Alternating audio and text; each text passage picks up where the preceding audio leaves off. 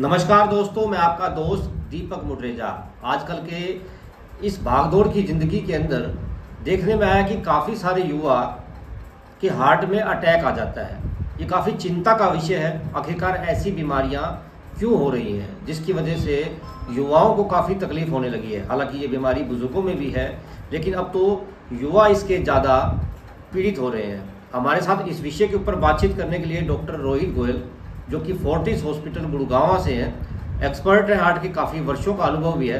Sir, आपका स्वागत है हमारे चैनल में। सर, क्या कहेंगे आप जिस प्रकार से आजकल के समय में युवाओं को हार्ट अटैक ज़्यादा हो रहे हैं? सर, क्या मानते हो सर, इसके पीछे क्या कारण है? थैंक यू दीपक। पहले हम देखते थे जो हार्ट की प्रॉब्लम होती थी ये 60 साल 70 साल की उम्र के लोगों में हुआ करती थी, लेकिन पिछले 4-5 साल से हमने देखा है कि आपने देखा होगा टीवी पर, न्यूज़ में पढ़ा होगा कि कोई सेलिब्रिटी जिम करते करते उसको अटैक आया, मर गया। कोई मैराथन दौड़ रहा है, एक्सरसाइज कर रहा है, करते करते उसको अटैक हुआ, वह मर गया। तो ये सब क्यों हो रहा है? एक और दूसरा इसके कई कारण हैं।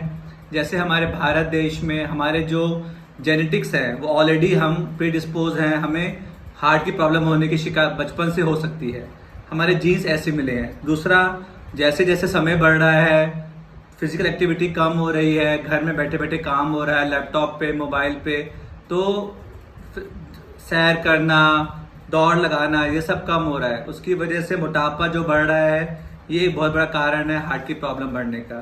तीसरा जो है वो है स्ट्रेस, चाहे वो घर में हो, चाहे हॉस्पिटल में हो, चाहे ऑफिस में हो। स्ट्रेस जो यंग सिस्टम में बढ़ता जा रहा है, एक दूसरे को आगे होड़ मची हुई आगे निकलने की, उसकी वजह से जो धूम्रपान, ड्रिंक करना, ये सब हार्ट की प्रॉब्लम के कारण बनते जा रहे हैं। जब हमें मोटापा होता है बिकॉज स्ट्रेस की वजह से, ज़्यादा खाने की वजह से, अनहेल्दी खाने की वजह से, उसकी वजह से शुगर हो जाती है, उसकी वजह से ब्लड प्रेशर हो जाता है, जिसकी वजह से हम सब में हार्ट की प्रॉब्लम होने के चांसेस बढ़ जाते हैं। और एक और कारण जो देखा है वो है रात को अच्छी नींद नहीं लेना। जो लोग लेट नाइट काम करते हैं और दिन में सोते हैं, रात में जागते हैं, उनको हार्ट की शिकायत होने के चांसेस ज़्यादा रहते हैं। और लास्ट है, थोड़ा सा साइकेट्रिक प्रॉब्लम हो, स्ट्रेस हो, घर में या दोस्तों से बात नहीं बनती हो, सोशल इंस्टेबिलिटी हो, तो इन सब की वजह से हमने देखा है कि यंग पीपल में हार्ट की शिकायत बढ़ती जा रही है। तो ऐसे हमें ठीक करने के लिए हमें इन सबको एक एक करके ठीक करना होगा। हमें 5 हम जो लेके चलते हैं वो है, सबसे पहले अपना शुगर, ब्लड प्रेशर कंट्रोल करना। अगर आपको शुगर या बीपी की शिकायत है तो आपको या तो लाइफस्टाइल डाइट से कंट्रोल करना है या फिर डॉक्टर से मिलके दवाई शुरू करनी है। दूसरा है फिजिकल एक्टिविटी। आपको रोज आधे से पौना घंटा रोज एक्सरसाइज करनी है, चलना है, और हफ्ते में 5 से 6 दिन सिर्फ चलने से या साइकिल चलाने से आपका काम हो जाएगा। कोई जिम ज्वाइन करने की जरूरत नहीं है, कोई क्लब ज्वाइन करने की जरूरत नहीं है। सिर्फ चलिए या साइकिल चलाइए, घर के पास आके पूल है या पॉन्ड है तो आप स्विमिंग भी कर सकते हैं। तो ये सब आपको शरीर को स्वस्थ रखेंगी, हल्का रखेंगी और दिल को उतना पुश करेंगी। तीसरा है स्मोकिंग। अगर आप करते हैं या बीड़ी पीते हैं या तंबाकू खाते हैं या हुक्का पीते हैं, वो सब ना करें। ड्रिंक करते हैं तो वो भी कम से कम होना चाहिए। जो हम एडवाइस करते हैं वो है 1 से 2 ड्रिंक हफ्ते में, लेकिन अगर आप नहीं करते तो वो शुरू नहीं करना है। और लास्ट है स्ट्रेस मैनेजमेंट। अपना स्ट्रेस कम करिए, अपने दोस्तों से बात करिए, फैमिली से बात करिए, रात को 7 से 8 घंटे सोइए। ये बहुत जरूरी है अपना स्ट्रेस कम करना। और फाइनल है खाने पीने का कंट्रोल। हमें घर का खाना ज़्यादा से ज़्यादा खाना चाहिए, हेल्दी खाना चाहिए, और खाने में हमें फल, हरी सब्जियाँ, रोटी, दूध, दही सबका सेवन करना चाहिए। बाहर का खाना, पैक खाना, जो आजकल फास्ट फूड का कल्चर चल रहा है, वो कम से कम होना चाहिए। टाइम पे खाना चाहिए और जितनी भूख हो उससे थोड़ा सा कम खाना चाहिए। और रोज़ हमें एक पोर्शन फ्रूट्स और वेजिटेबल का जरूर खाना चाहिए। तो ये सब हम करेंगे तो हम उम्मीद कर सकते हैं कि हमारे अंदर जो हार्ट की प्रॉब्लम होने के जो चांसेस हैं वो कम हो जाएंगे और हम स्वस्थ जीवन जी पाएंगे। सर, अगर लक्षणों की बात की जाए तो इसके कैसे लक्षण होते हैं? कैसे पता लग पाएगा कि एक व्यक्ति जो है उसको हार्ट की समस्या हो रही है? कैसे वो अपना इलाज करेगा? तो ये बहुत अच्छा सवाल है। सबसे जो महत्वपूर्ण जो हमें साइन है वो होता है छाती में दर्द।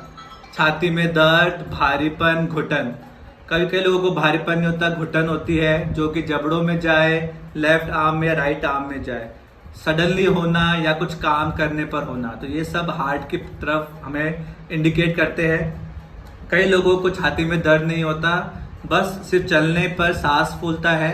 जितना वो पहले चल पाते थे उनको लगता है कि मैं उतना नहीं चल पाता, मैं कम चल पाता हूँ, या सीढ़ियाँ चढ़ने पर ज़्यादा सांस फूलता है। तीसरा, थकान, कमजोरी, चक्कर आना, पसीने का आना, जो कि पहले नहीं था। मैं खाता पीता ठीक हूँ, मुझे बुखार भी नहीं है, फिर भी मुझे थकान कमजोरी क्यों हो रही है, मुझे क्यों चक्कर आ रहे हैं, मुझे क्यों पसीना आ रहा है। तो ये सब हमारे हार्ट के प्रॉब्लम के लक्षण है। कई लोगों में पेट में गैस की दिक्कत होती है, उनको लगता है कि ये हार्ट की प्रॉब्लम नहीं है, मुझे गैस की दिक्कत है, और वो इसके प्रति थोड़ा नेग्लिजेंट हो जाते हैं। तो कभी कभार जो गैस की प्रॉब्लम है वो भी एक हार्ट की प्रॉब्लम को संकेत देती है। अगर गैस की दवाई लेने के बाद आराम नहीं मिलता तो आपको तुरंत अपने नज़दीक डॉक्टर के पास जाना चाहिए और एक ईसीजी करा के देख लेना चाहिए कि कहीं मुझे हार्ट की प्रॉब्लम तो नहीं हो रही है।